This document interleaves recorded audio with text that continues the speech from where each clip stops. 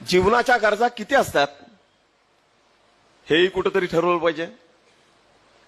सेलटॅकच्या अधिकाऱ्यावर पुण्यामध्ये रेड पडली। आता रेड टाकणारी सुद्धा पोलीस दलातली माणसंच होती। त्या घरातल्या बाईंनी विनंती केली, मला बाथरूमला जायचं आहे। आता पोलीस म्हटले जावा मावशी, आणि बाथरूमच्या खिडकीतनं पुन्हा नोटांचा पाऊस सगळ्या त्या वसाहतीमध्ये पडला। वरनच नोटा खाली फेकल्या कोट्यावधी रुपयाच्या। आपण वाचलं असेल वर्तमानपत्रामध्ये, सुनील जोशी नावाच्या इंजिनियरच्या घरावर धाड पडली 1 महिन्यापूर्वी, क्लास 1 ऑफिसर। धाड मुंबईच्या पोलिसांनी टाकली आणि त्यासाठी माझ्या कानावर घालण्याची आवश्यकता होती, कारण त्यांच्या ज्युरिडिक्शन मध्ये नव्हतं। म्हटलं जावा, मिळत असेल तर पकडा। म्हटलं आता मुंबईचे पोलीस गेलेत, ज्युरिडिक्शन नाही, ऑर्डर काढली नाही, काय सापडलं का म्हणून उत्सुकतेपोटी फोन केला।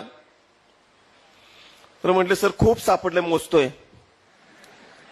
म्हटलं सगळं मोजून झालं की मला फोन करा। संध्याकाळपर्यंत फोन आला नाही। दुसऱ्या दिवशी सकाळी फोन केला। म्हटलं स्कोर काय आहे?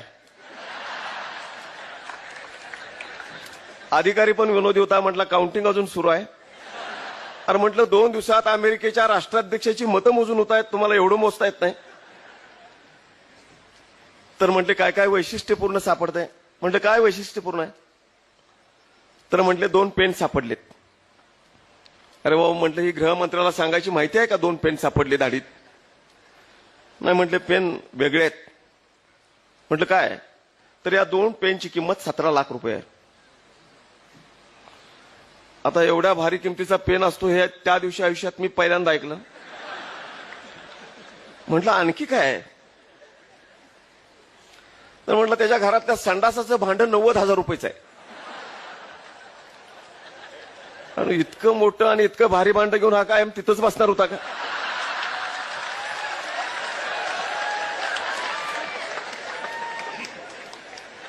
माणसं भ्रष्टाचार करतायत। यावर तुम्हाला काय वाटते कमेंट बॉक्समध्ये लिहा।